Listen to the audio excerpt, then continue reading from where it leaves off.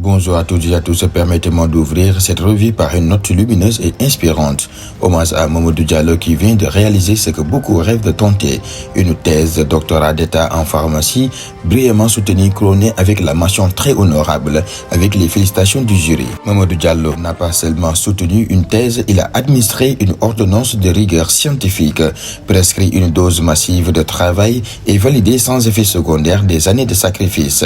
Une excellente suite de carrière et surtout une belle chaussure bien ajustée à la pointure.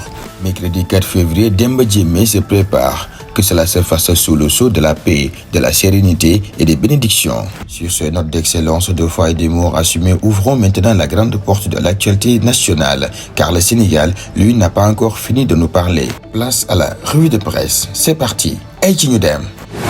Enseignement supérieur, la bourse ou la vie universitaire sous perfusion.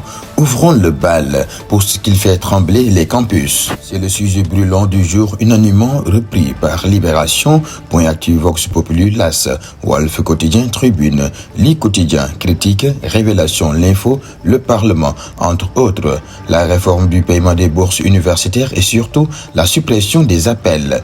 La Fédération nationale des étudiants du Sénégal parle d'une décision malvenue, illégale et brutale. Les étudiants dénoncent une remise en cause d'acquis sociaux essentiels pour atteindre à l'équité et à la dignité de l'étudiant. Plusieurs journaux évoquent un boycott de rencontres, une claque institutionnelle et même la menace d'actes coordonnés à l'échelle nationale. Du côté du MESRI, on invoque la soutenabilité financière du système à l'horizon 2030. Quand la jeunesse gronde, la politique écoute ou fait semblant. Aïtien-Udem. Entrons maintenant dans l'arène politique. Diplomatie présidentielle. Point Actu, Le Soleil, Dakar Times salue la visite officielle du président Bassirou Diomaye Diakhar Faye à Brazzaville. Objectif, renforcer les liens avec Denis Sassou Nguesso, parler sécurité régionale, conflit africain et préparer le sommet de l'Union africaine. Opposition en mouvement, Walf Quotidien, Vox Populi, L'Indépendant, L'Informateur, Les Échos parlent d'un rapprochement stratégique entre le FDR et la nouvelle responsabilité d'Amadou Ba.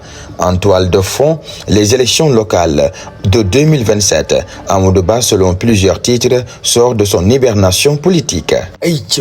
Pendant que les états-majors s'agitent, la justice, elle, travaille.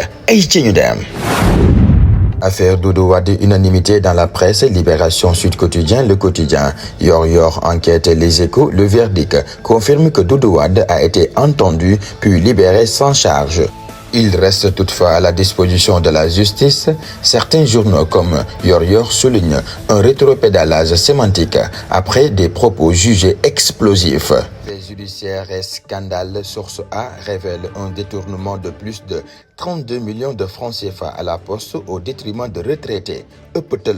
L'Observateur relance le dossier Ellipse, projette 250 milliards de francs CFA. Libération et l'Observateur évoquent des affaires de trafic humain, proxénétisme, faux visas, faux documents avec des réseaux bien organisés.